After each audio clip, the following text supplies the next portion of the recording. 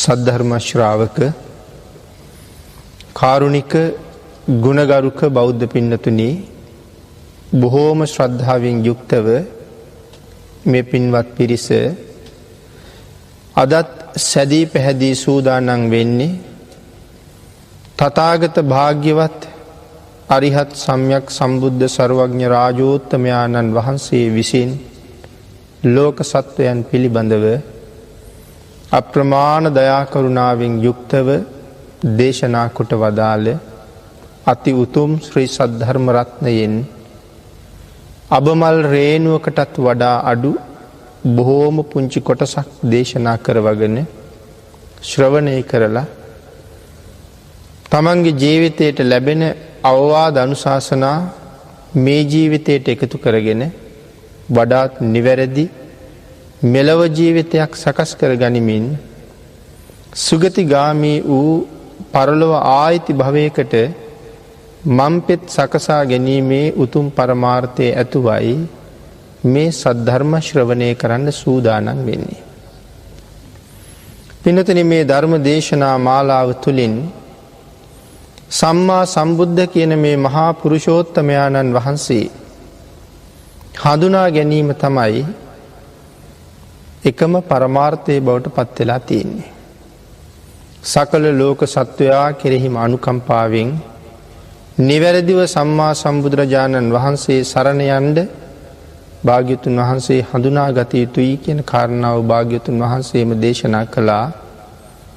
ඒ නිසා භාග්‍යවතුන් වහන්සේ හඳුනා ගන්න මුල ඉඳලම පාරමිතා පුරපු කාලේ ඉඳලම ඒ චරිතය විස්තර කරවීම තමයි මේ දේශනා මාලාවේ අරමුණ. එhmenan අදත් ඒ දේශනාවේ තවත් එක කොටසක් සාකච්ඡා කරන්න සූදානම් වෙන මොහොත. සියලු දෙනාම ධර්ම ගෞරවයේ පෙරදරි කරගෙන මනා සිහි කල්පනාවෙන් යුක්තව මේ කාරණාව ශ්‍රවණය කරමින් මේ මහා පුරුෂෝත්තමයාණන් වහන්සේ හඳුනා ගන්න වෙර වීරිය දරනවා ඇතයි කියලා කල්පනා කරමින් සියලු දෙනාට ඒ සඳහා භාග්‍යවතුන් වහන්සේගේ කරුණාවේ ආශිර්වාදයම ලැබේවා කියලා ප්‍රාර්ථනා කරනවා. පින්වත්නි, අපි පහුගිය දවසේ සාකච්ඡා කරලා නිමා කරපු තැනින් මේ ධර්ම සාකච්ඡාව ආරම්භ කරන්න තීරණය කරනවා.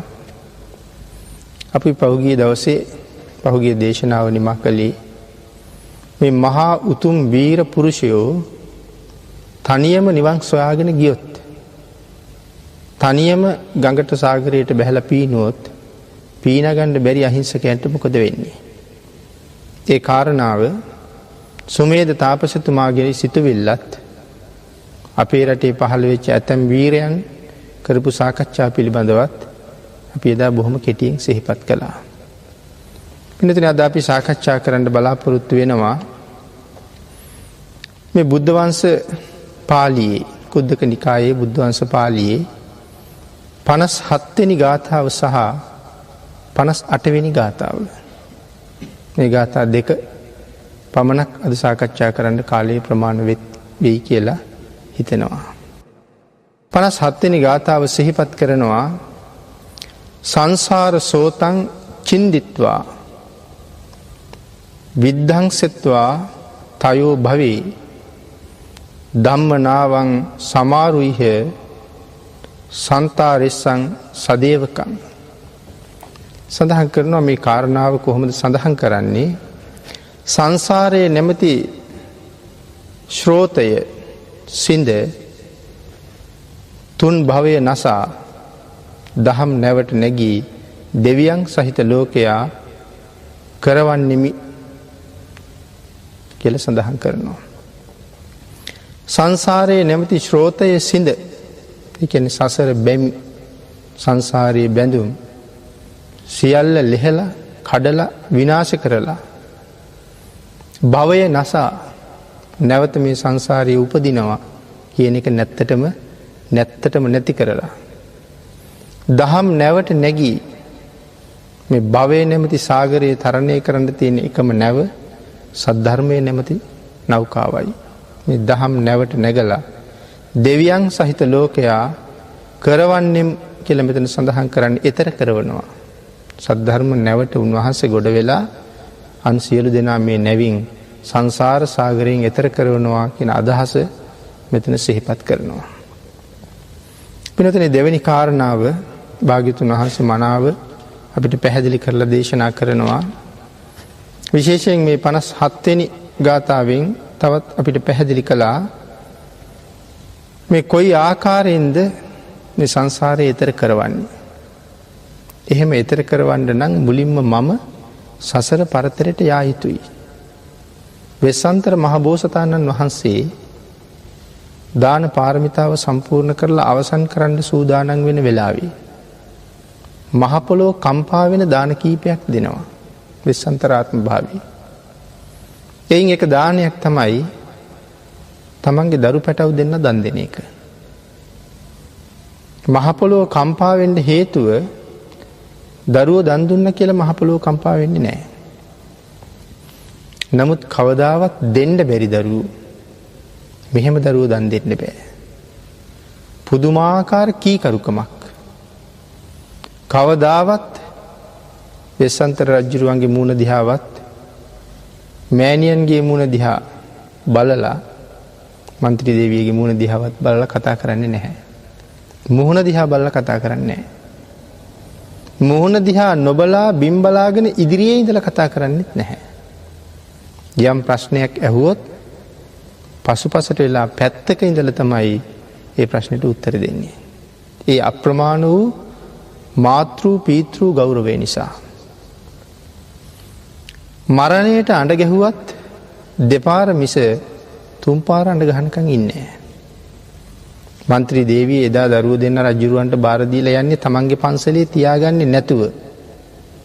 දේවිය ඉන්නේ වෙන පන්සලක. රජුරෝ ඉන්නේ තව පන්සලක. නමුත් එදා දරුවෝ දෙන්න ගෙනල්ලා ළඟට දීලා කියනවා ස්වාමීනි අද මා පළවැල සොයාගෙන එනතුරු මගේ දරුවෝ දෙන්න ඇස් දෙක වගේ බලා ගන්න ඕනේ. මොකද මං ඊයේ රෑ දැකපු හීනේ ඒ තරම් හොඳ නෑ. නිසා අද දරුවෝ බලා ගන්න. නමුත් රජුරෝ මේ ප්‍රකාශයෙන්ම දන්නවා අද මගේ දාන පාරමිතාවේ තවත් කාරණාවක් උපරිම කාරණාවක් අද සම්පූර්ණ වෙනවා. ඒ නිසා වචනයක්වත් හාවත් හුඟවත් ප්‍රකාශ කරන්නේ නැතුව නමුත් දරුවෝ නතර කරලා ගියා. ජෝතක බමුණ එනකොටත් දරුවෝ දන්නවා අද අපි දන් දේවිද. තාත්තගේ දාන පාරමිතාව ගැනත් දන්නවා. සඳහන් වෙන්නේ බමුණ එනකොට පොකුණට බැහැලා සැඟවිලා හිටිය කියලා නෙළුම් කොළ දෙකක් යට. හිස උඩ කොළ දෙකක් තියාගෙන පේන්නේ නැතුව. නමුත් දෙපාර අඬ ගහනකොට දන්නවා අඬ ගහන්නේ දෙන්නයි අද කියලා. නමුත් තුන්වෙනි පාර අඬ ගහනකම් ඉන්නේ නැහැ. අපි සමහරලාට මගහැරලා අම්මගේ පන්සල දිහන් ගිහිල්ලා අපි උනන් දොරවත් පහ ගන්නවා. තුන්වෙනි පාර අඬ ගහනකොට කල්පනා කරනවා තුන්වෙනි පාර තාත්තා අඬ ගැහුවොත් පව් සිද්ධ වෙයි. තුන්වෙනි පාර අඬ ගහනකම් හිටියොත්. ඒ නිසා දෙවෙනි පාර අඬ ගහනකොට නැගිටිනවා. තුන්වෙනි පාර අඬ ගහනකම් ඉන්නේ නැතුව පෙනී හිටිනවා. ඒ වෙලාවේ දරුවන්ට ප්‍රකාශයක් කරනවා දරුවනේ මේ සංසාරයේ නැමැති සාගරයෙන් මට එතර වෙන්නත් ඕනේ. සසර දුක් විඳින ඔබවන් සියලු සත්වයා සසරින් එතර කරන්නත් ඕනේ. ඒ නිසා මගේ දාන පාරමිතාව සම්පූර්ණ වෙන්නත් ඕනේ. නමුත් මේ ඔබ දෙදෙනාට මම ආදරේ නැතුව එහෙම ආදරේ නැතුව නෙවෙයි. නමුත් පුත්‍ර තෘෂ්ණාව නිසා සංසාරයේ අනිකුත් සියලු දෙනාට තියෙන සෙනෙහස කිලුටු කරන්න පුළුවන්කමක් නැහැ. සියලු දෙනාම සංසාරයෙන් එතර කරන්න ඕනේ. ඔබ දෙදෙනාට යම් ආදරයක් දයාවක් මා තුළ තිබේ නම් එය මේ සකල ලෝක සත්වයාටම එකසේමයි. මගේ දරුවෝ දෙන්නට කියලා වෙනසක් නැහැ. මේ දරුවෝ දෙන්නට යම් සෙනෙහසක් තියෙනවා නම් මේ සකල සත්වයාටම මගේ සෙනෙහස එයමයි. එහෙනම් ඒ සඳහන් කළේ ඒ සෙනෙහස ඔබ කෙරෙහිත් මා කෙරෙහිත් එසේමයි. ඒ නිසා සඳහන් කළේ මේ දාන පාරමිතාව සම්පූර්ණ කරලා මේ සංසාර සාගරයෙන් එතරට යන්න ඔබ දෙදෙනා මට අද නැවක් වෙන්න ඕනේ. මේ ඔබ දෙදෙනා දන් දීමේ නැවෙන් මං සංසාර සාගරයෙන් එතරට යන්න කටයුතු සම්පූර්ණ කරනවා. මං එතර ගිහිල්ලා ඔබ දෙදෙනා ඇතුළු සකල සත්වයා එතර කරනවා. එහෙනම් ඒ දහම් නැවට නගින්න මෙතන තීරණය කළේ දා සංසාර සාගරේ තරණය කරන්න. එහෙනම් ඒ කාරණාවත් මේ ගාථාව තුල අපි සාකච්ඡා කරන්න තිබුණ කාරණා. පින්නතුනි අද අපි විශේෂයෙන් සාකච්ඡා කරන්න කල්පනා කළා මේ අබිනිහාරය පිළිබඳව. අබිනිහාරය කියලා කියන්නේ බුද්ධත්වයේ සඳහා නිශ්චිත වූ නියත විවරණය. මීට කලින් බුදුරජාණන් වහන්සේලා බොහෝ පිරිසකගෙන් නියත විවරණ ලබනවා. අනාගතයේ සම්මා සම්බුද්ධත්වයේ ලබන මෛත්‍රී බුදු පියාණන් වහන්සේ ලෞතුරා බුදුරජාණන් වහන්සේලා ලක්ෂ 4කින් නියත විවරණ ගන්නවා. මේ වෙනකොට ලක්ෂ 4කින් නියත විවරණ අරගෙනත් ඉවරයි. නැත් අපි භාග්‍යවතුන් වහන්සේ බුදුරජාණන් වහන්සේලා 24 නමකකින් විතරයි උන්වහන්සේ නියත විවරණ ගන්නෙ. එහෙනම් මේ තමයි නිශ්චිත වූ සැබෑම නියත විවරණය ගන්න වෙලාව. දීපංකර බුදුරජාණන් වහන්සේගෙන්. අන්නේ නියත විවරණය ලබනකොට සම්පූර්ණ කරලා තියෙන්න ඕනේ කාරණා 8ක් සඳහන් කරනවා ධර්මයේ. මේ කාරණා 8 හරියටම සම්පූර්ණ කරලා තිබුණොත් තමයි මේ නියත විවරණය ලැබෙන්නේ. එකක් හෝ මදක් හෝ අඩු නම් මේ වෙලාවේ මේ විවරණය සම්පූර්ණ කරන්නේ නැහැ. ඒ කාරණාව සඳහන් කරනවා මනුස්සත්තං ලිංග සම්පත්තින් හේතු සත්තාර දස්සනං පබ්බජ්ජා ගුණ සම්පatti අධිකාරෝච ඡන්දතා අට්ඨ දාන සමෝදානං අබිනීහාරෝ සමිජ්ජති. මේ ගාථාව තුළ මේ කරුණු 8 සඳහන් කරනවා මනුස්සත්තං ලිංග සම්පත්තියෙන්. මනුස්සත්තං පළවෙනි කාරණාව. මේ නියත විවරණය ලබන්න මිනිසෙක් වෙලාම උපදින්න ඕනේ. බෝධිසත්ව ධර්ම සම්පූර්ණ කරගෙන එන කාලේ දිව්‍යාත්මවලත් ඉපදුනා. තිරිසංආත්මවලත් ඉපදුනා. නමුත් මේ නියත විවරණය ලබන වෙලාව ඒකාන්ත මනුෂ්‍ය ජීවිතයක් තිබිය යුතුමයි. දෙවියෙකුට නියත විවරණ ලැබෙන්නෙත් නැහැ. වෙන සතෙක් හැටියට කොයි ආකාරයෙන් හිටියත් නියත විවරණ ලැබෙන්නෙත් නැහැ. මනුස්සත්තං කියලා සඳහන් කළේ මනුෂ්‍යාත්ම භාවයක්ම අත්‍යවශ්‍යයි. ඒ මනුෂ්‍යාත්ම භාවයත් ਸਰව සම්පූර්ණ වූ මනුෂ්‍යාත්ම භාවයක්. අන්ධ නැහැ, ගොළු නැහැ, බිහිරි නැහැ, කෙලතොළු නැහැ. කිසිම රෝග පීඩාදියකින් තොරව ඉතා නිරෝගී පුරුෂයෙක් මනුස්සත්තං කියලා සඳහන් කරන්නේ නිසා. හේතු සත්තාර ලිංග සම්පත්තියෙන්. මෙතන ලිංග සම්පatti කියලා සඳහන් කරන්නේ ඒකාන්ත වූ පුරුෂ ආත්ම භාවයක් තිබිය යුතුයි. ස්ත්‍රී ආත්මයක හිටියොත් මේ නියත විවරණය සම්පූර්ණ කරන්නේ නැහැ.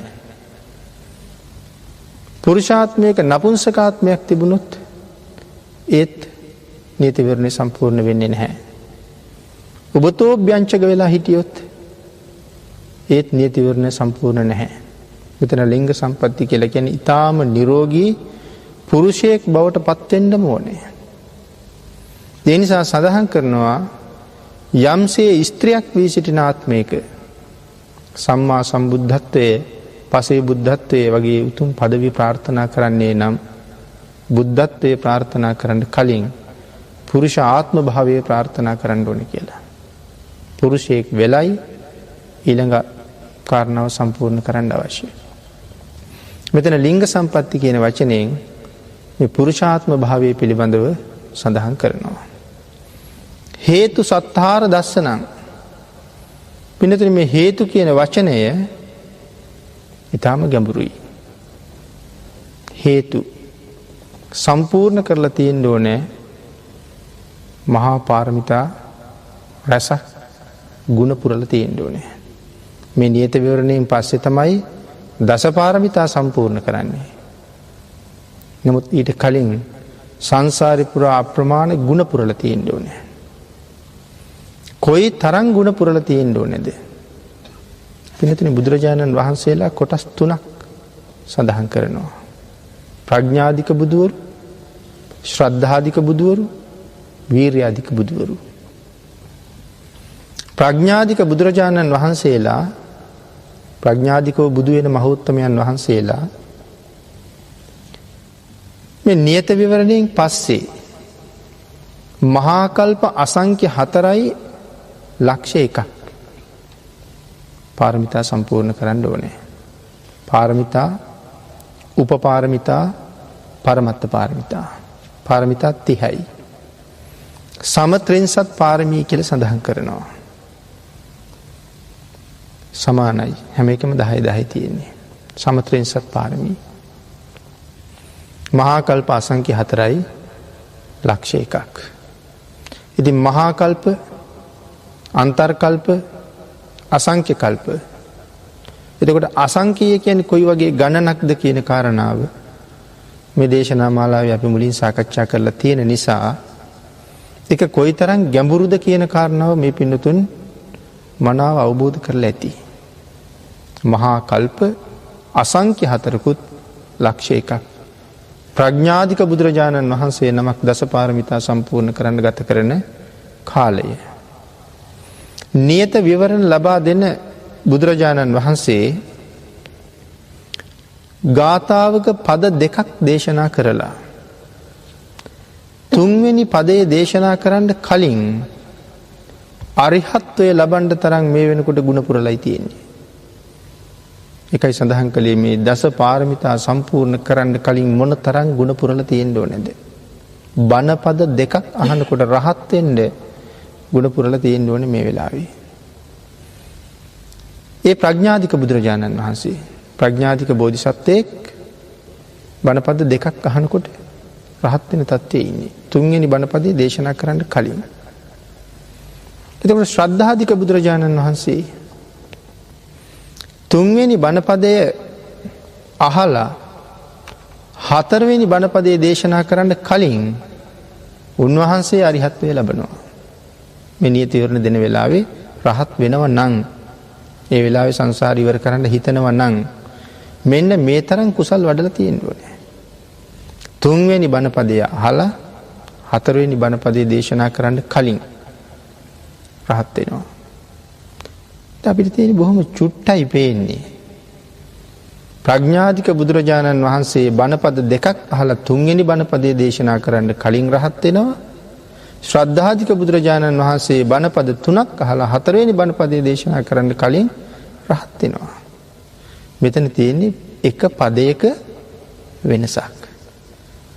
අපි ඊළඟ කාරණාව සාකච්ඡා කරුවොත් වීර්යාධික බුදුරජාණන් වහන්සේ හතරවෙනි බණපදයේ දේශනා කරන්න කලින් නැත්නම් හතරවෙනි බණපදයේ දේශනා කරලා ඉවර වෙනවත් සමගම වීර්යාධික බෝධිසත්වයෝ රහත් වෙනවා. ප්‍රඥාධික බුදුරජාණන් වහන්සේ දෙවෙනි බණපදයේ අහලා තුන්වෙනි බණපදයේ අහන්න කලින් ශ්‍රද්ධාධික බුදුරජාණන් බෝධිසත්වයන් වහන්සේ තුන්වෙනි බණපදයේ අහලා හතරවෙනි බණපදයේ දේශනා කරන්න කලින් වීර්යාධික බෝසතාණන් වහන්සේ හතරවෙනි බණපදයේ දේශනා කරලා ඉවර කරනවත් සමගම උන්වහන්සේ රහත් බව සම්පූර්ණ කරන්න තරම් සංසාරේ ගුණ පුරලා තියෙනවා. දැන් මේ බණපද 4ක් ඇතුළත මේ වෙනස සිද්ධ වෙන්නේ. ඊටාම ටිකයි. අපිට පේන්නේ එහෙමයි. එතකොට මේ අපිට ෂණයක් වගේ නැත්තම් පදයක් අතර පේන කාලය වෙනුවෙන් මොන තරම් කාල සීමාවක් පාරමී පුරන්න වෙනසක් තියෙනවද? මහා කල්ප අසංඛ්‍ය 4යි ලක්ෂ 1යි ප්‍රඥාධික බෝධිසත්වයෙක් බුද්ධත්වයේ වෙනුවෙන් පිරිය යුතු කාලය මේ නියත විවරණයෙන් පස්සේ ශ්‍රද්ධාධික බෝසතාණන් වහන්සේ නමක් මහා කල්ප අසංඛ්‍ය 8යි ලක්ෂ 1ක්. එතකොට මොන කාලයක්ද කියලා අපිට හිතන්න කොහොමවත් බෑ. අන බණපදයක වෙනස වගේ අතන පේන්නේ. නමුත් තවත් අසංඛ්‍ය 4ක්ම වැඩි වෙනවා. තවත් අසංඛ්‍ය 4ක්ම වැඩි වෙනවා. වීර්යාධික බුදුරජාණන් වහන්සේ 16 අසංඛ්‍ය කල්පලක්ෂයක් 8ක් වැඩි වෙනවා එතෙන්ට. අපි බොහොම සුළුයි වගේ පෙවුනේ. එහෙනම් මොන තරම් දීර්ඝ වීර්යයක් වඩනවද සම්මා සම්බුද්ධත්වයේ වෙනුවෙන්. මේ පාරමිතා සම්පූර්ණ කරගෙන එන්න කොයි තරම් කාල සීමාවක් උන්වහන්සේලා කැප කරනවද? මේ බුද්ධත්වයේ වෙනුවෙන් කොහොම කැපකිරීමක් කළ යුතුද කියන කාරණාව සඳහන් කරනවා. මේ මහා කල්ප අසංඛ්‍ය 4යි ලක්ෂ 1ම සම්පූර්ණ කරලා ඉවර වුණාට පස්සේ කැමැත්තක් තියෙන්න ඕනේ මේක ඡන්දතාවයට සඳහන් කරන කාරණාවක්. දැන් මහා කල්ප අසංඛ්‍යාතරයි ලක්ෂයකම සම්පූර්ණ කරලා ඉවරයි. ඒ වෙලාවේ කීවොත් මෙන්න මේ පාරමී සම්පූර්ණ කරපු කාලයේ තරම් කාලයක් අවීචිත දුක් විඳින්න ඕනේ කියලා කිව්වොත් එක පයින් හා කියන්න පුළුවන්තාවයක් තියෙන්න ඕනේ කියලා. ඒ තරම් වීරියක් තියෙන්න ඕනේ. බුද්ධත්වයේ වෙනුවෙන් මට මොනවා බාර දුන්නත් මම ඒක පිළිගන්නවා කියන කාරණාවට එන්න ඕනේ කියලා සඳහන් කරනවා. ඒක ඡන්දතාවයේදී අපි ඊට වඩා තව විස්තර කරලා සාකච්ඡා කරමු. මේ හේතු කියන කාරණාව මේ විදිහට පැහැදිලි කරලා තියෙනවා. කොයිතරම් දීර්ඝද අපිට සුළුයි වගේ පෙවුනට. සත්තාර දස්සනං ජීවමාන ශාස්ත්‍රූන් වහන්සේම දකින්න ඕනේ. මේ නීති විවරණය ලබන්නේ මහරහතන් වහන්සේ නමකට නීති විවරණ දෙන්න බෑ. පසේ බුදුරජාණන් වහන්සේ නමකට නීති විවරණ දෙන්නත් බෑ. සම්මා සම්බුද්ධත්වයේ ප්‍රත්‍යක්ෂ කරපු මහෝත්තමයන්න් වහන්සේ නමකට පමණමයි තවත් බුද්ධාංකුරයකට ඒ ශක්තිය දෙන්න මග කියන්න පුළුවන්කම තියෙන්නේ. ඒ නිසා සඳහන් කරනවා සත්තාර දස්සනං ජීවමාන ශාස්ත්‍රූන් වහන්සේම දකින්න ඕනේ කියලා. ඒකත් කොයිතරම් වාසනාවන්ත කාරණාවක්ද කොයිතරම් දුර්ලභ වූ කාරණාවක්ද කියන කාරණාව අපිට වැටහෙනවා.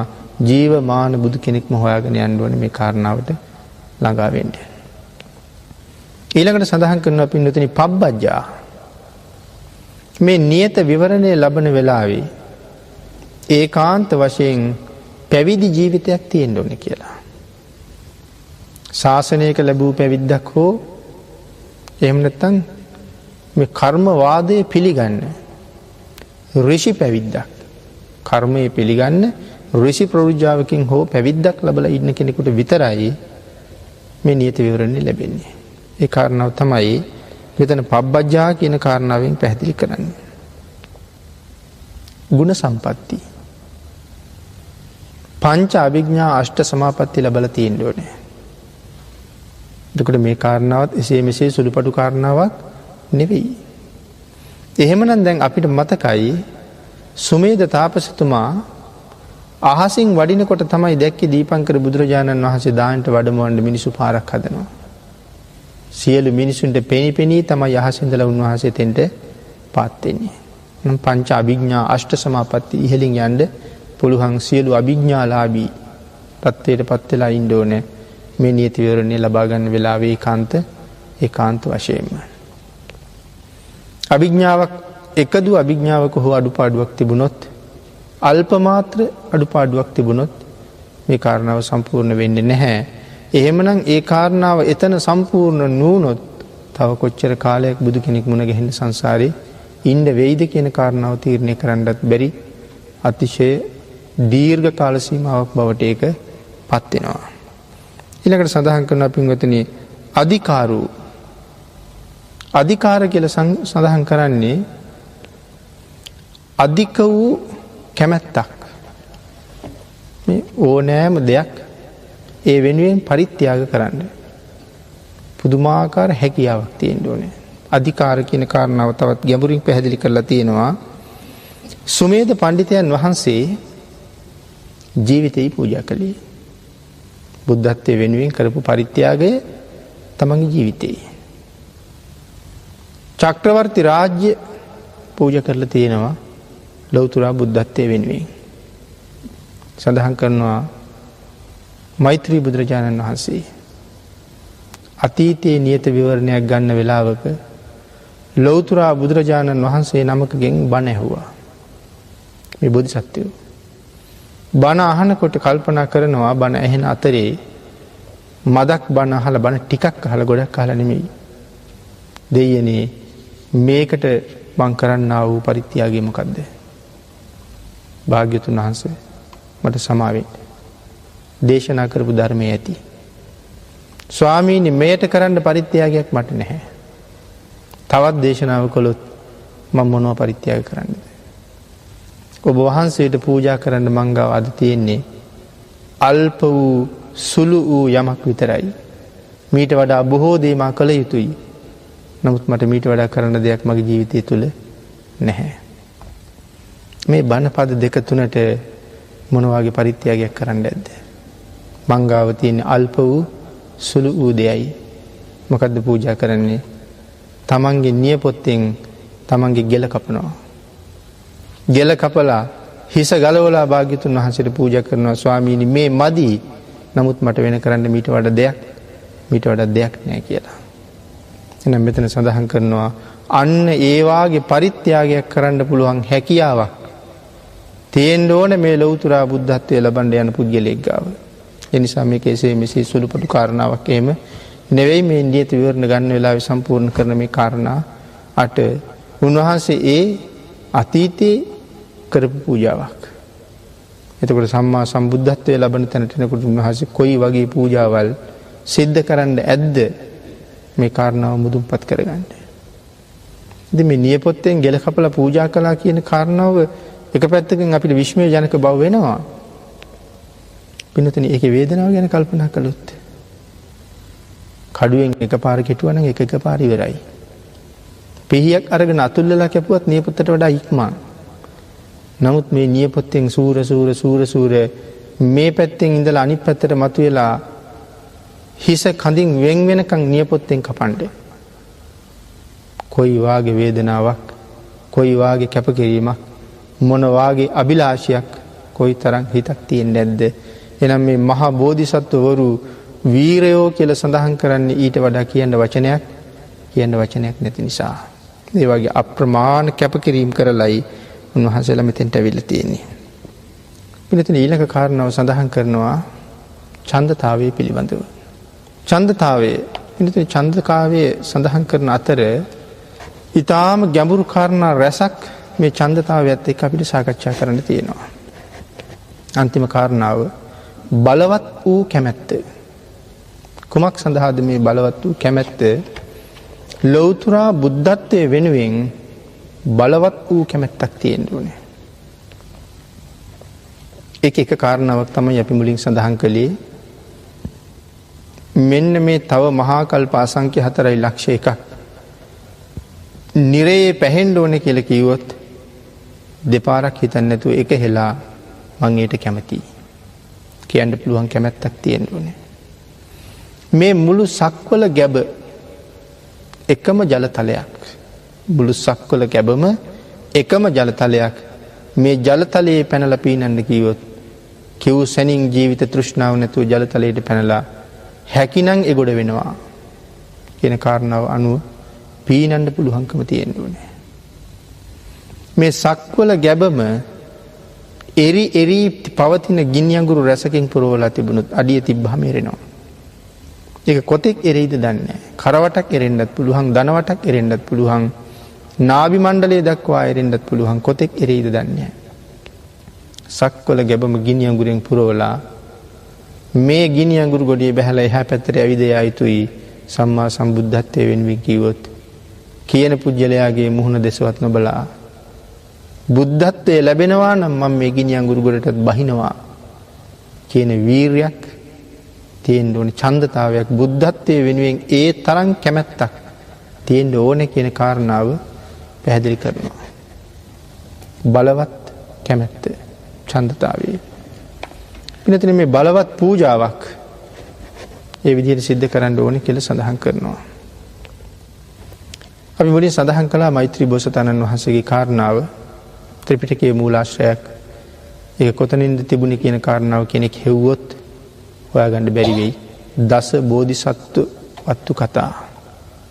අනාගතයේ ලෞතර බුදු බව ලබන බුදුරජාණන් වහන්සේලා 10 දෙනෙක් පිළිබඳව කරුණු සඳහන් කරන ඉපැරණි ග්‍රන්ථයක්. දස බෝධිසත්ව වත්තු කතා. මේ ග්‍රන්ථයේ මේ පිළිබඳව සඳහන් කරනවා මෙන්න මේ භාග්‍ය පරිත්‍යාග කරලා තියෙනවා කැමැත්තෙන්, ඊටාම කැමැත්තෙන් බුද්ධත්වයේ වෙනුවෙන්. ඊළඟට පින්නතුනි සඳහන් කරනවා මේ බලවත් වෑයම, බලවත් උත්සාහය, බලවත් වීරිය තිබිය යුතුයි කියන කාරණාව. බුද්ධෝත්පාද කාලයක වුවත් මේ කාරණාව සිද්ධ කිරීම ඊටාම අපහසු කාරණාවක් මේ කැමැත්ත. ඒ වගේම මේ වාගේ පරිත්‍යාග කරන්න සහ ඉදිරියට අවශ්‍ය ගුණ පුරන්න තමන්ට ස්වභාවයෙන්ම උපදින ඥානයක් තියෙන්න ඕනේ. ස්වභාවයෙන් ලැබෙන ඥානයක්. ඒක බුද්ධාන්තරයක නොවෙන්නත් පුළුවන් මේ වෙනුවෙන් කරන කැපකිරීම සම්පූර්ණ කරන්න අවශ්‍ය ඥානය. බුද්ධාන්තරයක් නැහැ. මිත්‍යා දෘෂ්ටික කාලයක්. එහෙම කාලයක නමුත් ස්වභාවයෙන්ම මේ අවබෝධ වෙන්න ඕනේ. මෙන්න මේ විදිහට කටයුතු කළ යුතුයි කියන කාරණාව අවබෝධ වෙන්න ඕනේ කියලා සඳහන් කරනවා. ඒක සංසාරේ කරාපු ගුණත් එක්ක සංසාරේ වඩාපු නුවණත් එක්ක ඒ අවබෝධය නිරන්තරයෙන්ම ලැබෙන බව සඳහන් කරලා තියෙනවා. ඊළඟට මේ කාරණාව තව මනාව පැහැදිලි කරනවා. බෝසතාණන් වහන්සේ මේ කන්ද පිරිත කන්ද ජාතකයේ ජාතක කතාවකුත් තියෙනවා කන්ද ජාතකයේ. කොහොමද Tamanට මෙහෙම ස්වභාවයෙන් ලැබෙන නුවණක් තිබුණේ? ඒක බ්‍රාහ්මණයෙක් වෙලා ඉපදිලා හිටපු අවදීක Tamanගේ බ්‍රාහ්මණ පිරිසට තවුස් පිරිසට සර්පයන්ගෙන් කරදර ඇති වෙනවා. අන්න ඒ වෙලාවේ කල්පනා කරන කොහොමද මේ කරදරයෙන් මේ පිරිස බේරන්නේ?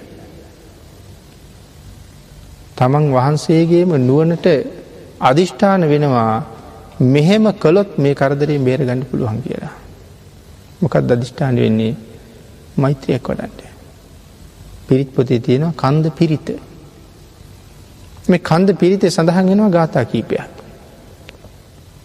මාමං අපාදකෝ හිංසී මාමං හිංසි දිපාදකෝ මාමං චතුප්පදෝ හිංසී මාමං හිංසි බහුප්පදෝ මම පාද දෙකක් ඇති නැත්නම් පාද නැති කිසිම සත්වයකට මම කරදර කරන්නේ නැහැ. එහෙම කිසිම සත්වයකට මගෙන් කරදරයක් වෙන්නේ නැහැ. මාමං අපාදකෝ හිංසි මාමං හිංසි දිපාදකෝ පාද දෙකක් ඇති සත්වයන්ටත් මගෙන් කරදරයක් වෙන්නේ නැහැ. මාමං චතුප්පදෝ හිංසි පාද හතරක් ඇති කිසිම සත්වයකට මං කරදර කරන්නෙත් නැහැ. මාමං හිංසි බහුප්පදෝ බොහෝ පාද ඇති සත්වයන්ට මං කවදාවත් කරදර කරන්නෙත් නැහැ. මෛත්‍රී සිත වෙලා. මෙන්න මේ කාරණාව වෙන කිසි කෙනෙක් කියලා දීලා එහෙම නෙමෙයි මේ තාපසතුමාගේ සිතේ උපදින්නේ. තමන්ගේ ප්‍රඥාවෙන්ම තමන්ගේ ඥාණයෙන්ම තමයි මේක උපදවාගන්නේ. මේ කාරණාව දේශනා කරාම මේ සර්ප කරදරයෙන් මිදෙන්න පුළුවන්. අති භයානක සර්පයෝ ලෝකේ ඉන්නවා. අපි සමහරලාට එහෙම සර්පයෝ ගැන අහලත් නැහැ. එහෙම සර්පයෝ ගැන දන්නෙත් නැහැ. පිරිස ශරීයත් මහරහතන් වහන්සේගේ සහෝදරයෝ සියලු දෙනාම පැවිදි වුණා. සහෝදරියොත් පැවිදි වුණා. සියලු දෙනාමත් රහත් වෙලා සංසාරයෙන් එතර ගියා. එක සහෝදර රහතන් වහන්සේ නමක් ගල් ගුහාවක භික්ෂූන් වහන්සේලාත් සමග භාවනාවේ යෙදෙමින් හිටියා. මේ භාවනාවේ යෙදෙමින් ඉන්නකොට මේ කන්ද උඩට නගිනවා මේ භයානක සර්පයෝ. මුන්වහන්සේ ඉන්නේ දොරකඩම වගේ. මේ සර්ප පැටියෙක් ලෙස්සලා ඇවිල්ලා වැටෙනවා ශරීයත් මහරහතන් වහන්සේගේ සහෝදර ස්වාමීන් වහන්සේගේ ඇඟට. උන්වහන්සේ සමාධියෙන් ඉන්නේ. ඒ වෙලාවේ උන්වහන්සේ අදිෂ්ඨාන කරලා බැලුවා මොකක්ද වුනේ කියලා. සර්පෙක් වැටුණා. ඒත් එක්කම තීරණය කරනවා මගේ ජීවිතෙත් ඉවරයි කියලා. සර්පයා කෑව නෙමෙයි. සර්පයා ඇඟේ ගෑවුණා. ඒ වෙලාවම අවදි වෙලා අනික් භික්ෂුන් වහන්සේලාට කතා කරනවා "ඇවැත්නි වහාම මං එළියට ගෙනියන්න කියලා. ස්වාමීන් වහන්සේලා නැගිටලා රාතන් වහන්සේ ඇඳක තියාගෙන එළියට අරන් යනවා. මේ සර්පයා ඇඟේ ගෑවෙනකොටම මරණය සිද්ධ වෙනවා. නමුත් ධාන බලයෙන් නවත්තගෙන ඉන්නවා. මොකද මේ වෙලාවේ මරණය සිද්ධ වුණොත් මේ ගුහාවම අපවිත්‍ර වෙනවා. ඒ කොහොමද ගුහාව අපවිත්‍ර වෙන්නේ? මේ සර්පයා ඇඟේ ගෑවුනොත් ඒ පුද්ගලයා පුපුරනවා කියලා සඳහන් කරන පොල් කුඩු ඉහිරෙනවා වගේ ශරීරය ඉහිරෙනවා කියලා. ඒකයි මම පිපුරුවොත් අනික් සියලු ස්වාමින් වහන්සේලා අපවිත්‍ර වෙනවා. ධාන බලයෙන් කයේ අවසානයේ නතර කරගන්නවා. නතර කරගෙන තමයි කියන්නේ වහාම මං එළියට ගෙනියන්න කියලා. සරියුත් මහරහතන් වහන්සේ ළඟ ඉන්නවා මේ සහෝදරයා. රහතන් වහන්සේ අහනවා ආශ්මතුනි බයක් දැනෙන්නේ නැද්ද කියලා. ස්වාමීනි ජීවිත තෘෂ්ණාව නැති කරපු මට කුමක් ගැන බය වෙන්නේද? ස්වාමීන් වහන්සේ ඊට ගෙනහිලා ඉවත් වෙච්ච ගමන් උන්වහන්සේ පොල් කුඩු ඉහිරෙනවසේ දූවිලි ඉහිරෙනවසේ දහයියමිටක් ඉහිරෙනවසේ මුළු කය ඉහිරිලා ගියා කියලා සඳහන් වෙනවා. එකතු කරන්නවත් දෙයක් මොකවත් ඉතුරු වෙන්නේ නැහැ. මේ සර්පයා ඒ තරම් විසයි. ඒ තරම් විෂ සහිත සර්පයෝ සියලු දෙනාටම මෙන්න මේ සඳහන් කරලා තියෙන ගාථාවේ ඖෂධය ප්‍රත්‍යක්ෂයි. තනියම අවබෝධ කරලා කරපු දේශනාවක්. මේ ඡන්දතාවය සම්පූර්ණ කරගෙන යන කාලේ අන්න එහෙම වැටහෙන නුවණක් තියෙන්න ඕනේ. ඊළඟට පින්නතුනි සඳහන් කරනවා අපි බෝසතාණන් වහන්සේ එක ආත්මයක මේ නැවක නැගලා වෙළඳාම යනවා. වෙළඳාම යනකොට නැව කුණාටුවකට අහු වෙනවා. නැව මුහුදුපත් වෙනවා. මුහුදුපත් වෙනකොට මහා සාගරයේ මැද්දේ තෙරක් පරක් පේන්නේ නැහැ. අනිවාර්යෙන් මැරෙනවා. මේ සාගරේ වෙන මොනව කරන්නද? නමුත් පින්නතුනි මේ වීර පුරුෂයෝ මැරෙන බව ඇත්ත. හැබැයි නිකම්ම ඒ මරණයට ඉඩ දෙන්නේ නැහැ මැරෙන්න. නිකම්ම මැරෙන්නේ නැහැ. කොහොම හරි මරණයෙන් බේරෙන්න වීරිය කරනවා. මැරෙන බව ඇත්ත. තීරණය කරනවා වීරිය නොකර මැරුණොත් මන් නිවටෙක් වෙනවා. ඒ නිසා වීරිය කරලම වීරිය කරලා බේරෙන්න පුළුවන් නම් බේරෙනවා.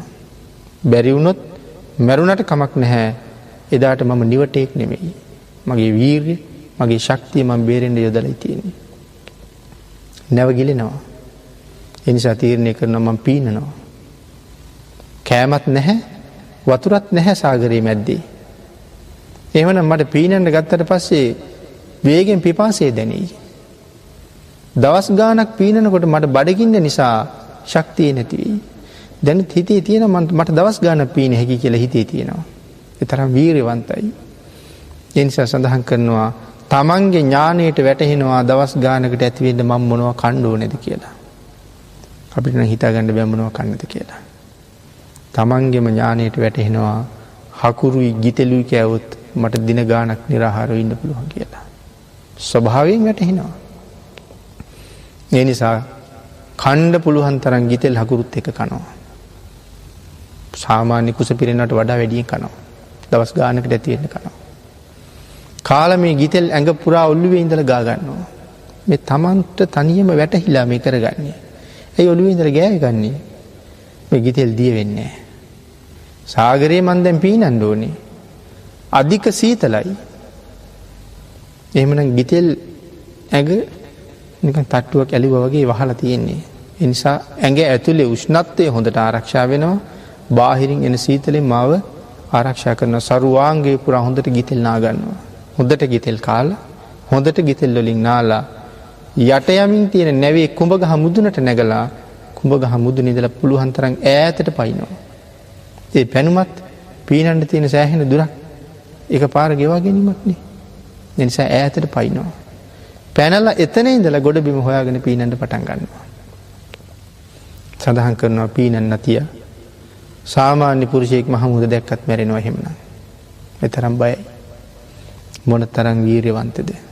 හරියටම කල්පනා කරලා බැලුවොත් රැවෙන්න මහා සාගරයේ මැද්දේ අයිස් මිදෙනවා. ඒ තරම් සීතලයි. ඒ සීතලට වරුත්තු දෙන්න ඕනේ. හඳ පායලා හඳ එළිය වැටුනේ නැත්තම් කෑලි කපන තරම් අන්ධකාරයි. කිසිම දෙයක් පේන්නේ නැහැ. නමුත් මේ වෙලාව කුණාටුවක්. ඒ තරම් අන්ධකාරයි. රළ ගෙඩි අහසට නැගෙනවා අඩි 100 ඉහළ විසි වෙනවා. මේ රැල්ලට අහු වෙලා විසි වෙලා වැටෙන්නේ සතපුම් ගමන් ඈත.